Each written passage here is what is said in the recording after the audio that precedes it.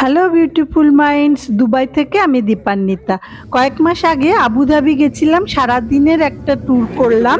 সেখানে ম্যানগ্রোভ ছাড়াও আরও কয়েকটা জায়গায় গেছিলাম, তখন তোমাদের সাথে শেয়ার করা হয়নি।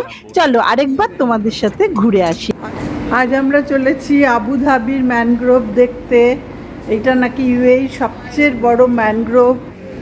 সারাদিনের নামে বেরোচ্ছি যখন, তখন ব্রেকফাস্টটা একটু পেট এবং মন দুটো ভরেই হওয়া দরকার। আমিও তাই সেই পথেই পড়বে বলে গাঙ্গড়েই গেলাম। গাঙ্গড়ের খাবারও আমাদের খুব পছন্দের। আগে ব্রেকফাস্টটা করি, কেমন? এটা হচ্ছে কলকাতা ক্লাব কচুরি, দেখে মনে হচ্ছে ফুচকা, আমরা প্রায়ই খাই। ও আচ্ছা, এটা মশলা ধোসা, ঠিক আছে। আমি সবেতেই বাঙালি আইটেম। এই ধোসাটা না দারুণ, অন্যরকম মশলাটা, জানো তো? তোমরা কেউ গাঙ্গড়ে এলে এই ধোসাটা, মশলা ধোসা, প্লেন মশলা ধোসা ভালো খেতে, অন্তত আমার ভালো লাগলো। এসে গেছে আমার পুরি ভাজি, এই আলুর তরকারিটা। মাখন দিয়া इसमें मक्खन ऊपर मक्खन चाहिए। वाह, অনিয়ন আলু, শুধু অনিয়ন না। আচ্ছা, আমার এটা কীরকম সে তো জানোই, আমি আর বলছি না নতুন করে। আমার পুরনো ব্লগগুলো দেখে নিও। মাই ফার্স্ট, আমার প্রথম ব্লগটা দেখো, তাতে আর সব ডিটেলসে পাবে। ব্যাস হয়ে গেল। সঙ্গে আলু ভাজাও দিয়েছি, চলে আর দারুণ দেখতে। ওরা বাস খেয়ে বলো কিরকম দেখতে ভালো, খাও কিরকম দেখো, বলো। হ্যাঁ, এখানে। আচ্ছা, এই আলুর পরোটাটা, আলু অনিয়ন পরোটাটা খুব ভালো খেতে। ধোসাটা তো দারুণ হয়েছে। অনেক খাওয়া দাওয়া, এবার আবুধাবির পথে।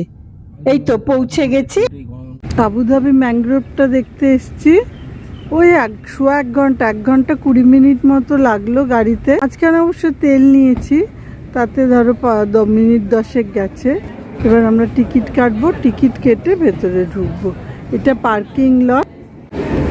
এখানে টিকিট কাউন্টার আর কফিও পাওয়া যাচ্ছে, সুভেনিয়ার।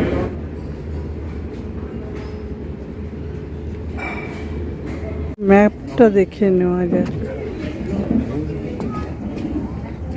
ওই যে রুটগুলো উঠে আছে কিরম জলের তলায়, ওই যে রুটগুলো উঠে আছে।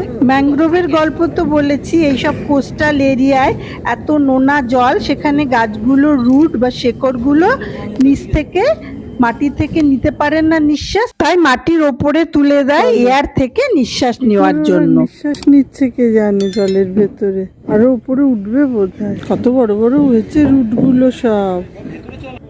আমরা যে কালভারটা দেখলাম তার চেয়ে বড় বড় সব বেরিয়েছে। ওখানেও ছিল এরকম, কিন্তু ওখানে জলের ওপরে ছিল।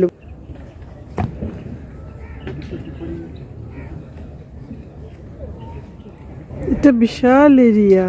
তবে সেদিন ওপরটা ঢাকা ছিল বলে আমাদের রোদ লাগেনি। আজকে পুরো খোলা, খুব রোদ লাগছে। Selfie selfie. মানে অনেকদিন অব্দি বিলিভ করতাম mangrove is mango is man. এই যে জলে গাছগুলো, যে জলে কত বড় বড় রুটগুলো, কিন্তু সব জলের তলায়। জল রয়েছে কিন্তু ওপরে করে যায় না, জল থেকেই নিচ্ছে আর কি অক্সিজেন। আরো গ্রো করার চেষ্টা করছে এখানে জলের লেভেলে। যেমন আজমানে আমরা কালবাতে যেটা দেখলাম, কালবারটায় কিন্তু একটা কিরম ফিলিংস হচ্ছিল। এখানে অবশ্য জানি না, চারপাশেই এইরকম সব রুট বার করে দেওয়া, পুরোটাই ম্যানগ্রোভ এরিয়া।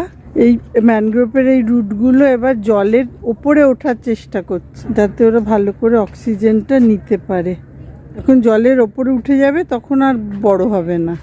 ছবি তো দিয়েছে, ক্র্যাব আছে, টার্টল আছে।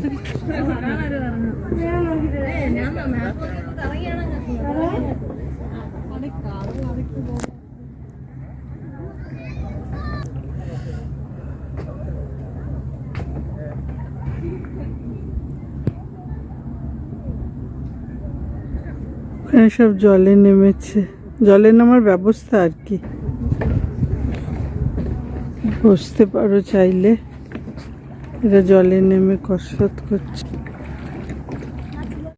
জলে পা ডোবাচ্ছে, জলটা নাকি বেশ ভালো ঠান্ডা, প্রচন্ড ঠান্ডা না বাট ঠান্ডা। আমি বাবা যাচ্ছি না, আবার জুতো মোজা সব খোলো, আবার পরো, শুধু তো খোলা না, পরতেও হবে।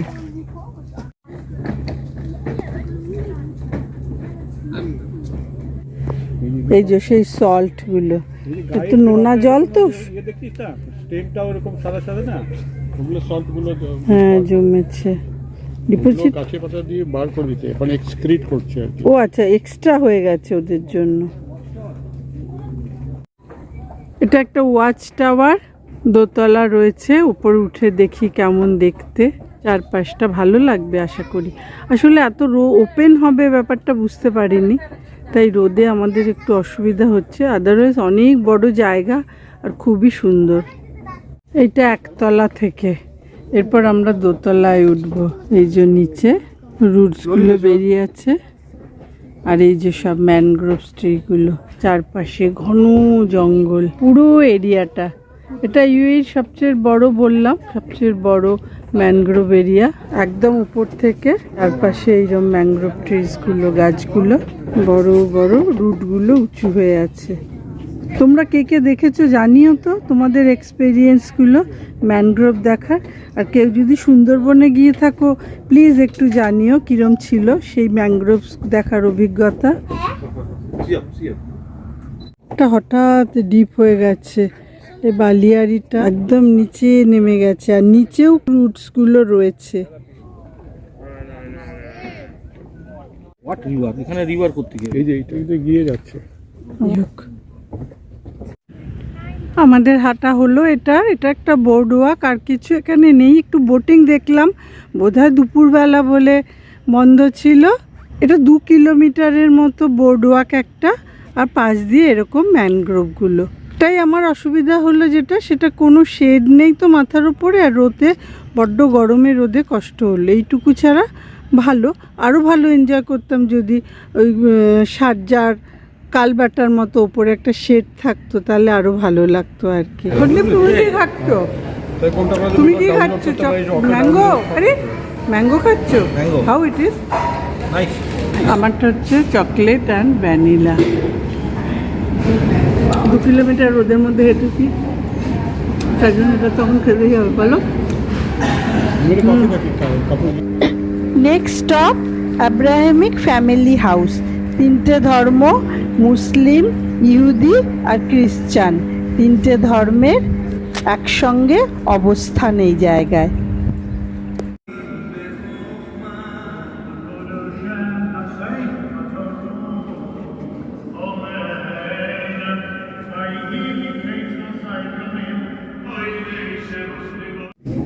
মাই ইন্টেনশন ওখানে লিখছে, এখানে নিজের নিজের ইন্টেনশন লিখে রাখা যায়। আমরাও আমাদের ইন্টেনশন লিখে রাখলাম, পোয়েমস, প্রমিস, প্রেয়ার্স। এটা খারাপ এসটা অ্যাড করে দিলাম, এসটা ছেড়ে দিয়েছিল। আর ও লিখলো পোয়েমস, প্রমিসেস, প্রেয়ার্স। আবুধাবি রিয়াস আইল্যান্ড থেকে আমরা মেইন আবুধাবি সিটিতে যাচ্ছি। সমুদ্রের মধ্যে ছিল আইল্যান্ডটা, ওইখানে ইব্রাহিমিক ফ্যামিলি হাউসটা, সেটা দেখে। পাইনাপেল বিল্ডিং আবুধাবির, গাটা কিরম পাইনাপেলের কাটা কাটা মতো। সূর্যের আলো যখন আসে তখন বন্ধ হয়, যখন সূর্যের আলো চলে যায় তখন। ও আচ্ছা, সূর্যের আলো যখন আসে তখন বন্ধ, সূর্যের আলো চলে গেলে। এটা হচ্ছে ম্যানগ্রোভ এরিয়া, উঁচু উঁচু, অনেক উঁচু উঁচু ম্যানগ্রোভের রুটগুলো। আবুধাবির এই বিল্ডিংটা ভারী পছন্দ আমার। কেউ বলে টফি বিল্ডিং, কেউ বলে কয়েন বিল্ডিং। আমরা ফিরছি, মাঝখানে দেখে নিলাম আবুধাবির হিন্দু মন্দির। বাইরে থেকে সন্ধেবেলা আলো জ্বলে ওঠে, এরকম দেখতে লাগে, দেখতে খুবই সুন্দর। অনেকটা আমার রথের মতো লাগছে, ধ্বজা উঠছে ওপরে। এই যে লাইন দেখেছো, এই যে লোক ঢুকছে দেখেছো, এইরকম লাইন দিয়ে ঢুকতে হবে। আজকে আমরা রাত্রিবেলা ডিনারটা আজাদ হিন্দ, সেই কলকাতার আজাদ হিন্দ এখানে নতুন খুলেছে, দেখি কেমন লাগে খেতে, সেখানেই খেতে এসছি। বাংলাতেও লেখা আছে ধাবা, তো বাঙালিরাই আপাতত মনে হচ্ছে, সবাই আসবে ধীরে ধীরে। কারের চায়ে আছে, আলাপ করিয়ে দিই ন্যাকা ষষ্ঠীর সাথে, এই হচ্ছে আমাদের ন্যাকা ষষ্ঠী বাঙালি। ট্যাক্সি আছে কলকাতা, যা ছিল এখন তো দেখা যায় কলকাতা, এই যে কলকাতা। আচ্ছা, ভেতরেও বসার ব্যবস্থা আছে ছোট করে, আমরা বাইরে বসেছি। ছেলেমেয়েরা দৌড়ে দৌড়ে সব কাজ করছে। খাবার দাবার এসছে, এটা famous chicken tandoori, half plate নেওয়া হয়, আন্ডা তড়কা, ভর্তা, চিকেন ভর্তা, দিস ইজ বাটার নান, এটা আমাদের। হ্যাঁ, अरे वेरी गुड जॉब, आपने बहुत अच्छा टेबल में रखा, दैट वी आर थिंकिंग যে कैसे रखेंगे। Good, thank you. আমি ওকে বলেছি খাবারটা সার্ভ করে দিতে, অ্যাটলিস্ট আমাকে, ব্যাস, থ্যাংক ইউ বাবা, থ্যাংক ইউ। এটা আমার জন্য ডাল তড়কা দিল, আর আমি বলেছি আমার জন্য একটু চিকেন ভর্তাও ও দিয়ে দেবে। হ্যাঁ, ব্যাস, থ্যাংক ইউ, আর কিছু লাগবে না, থ্যাংক ইউ। আচ্ছা, এসব দারুণ খাবার দাবার দেখতে দেখতে আমার চ্যানেলটা সাবস্ক্রাইব করে ফেলো প্লিজ, এখনো যারা করোনি তারা, আর লাইক দিও, কমেন্টও করো, অন্যদের সঙ্গে শেয়ার করো প্লিজ। আবার আসছি নেক্সট ব্লগে, কেমন? আজকের মতো টাটা।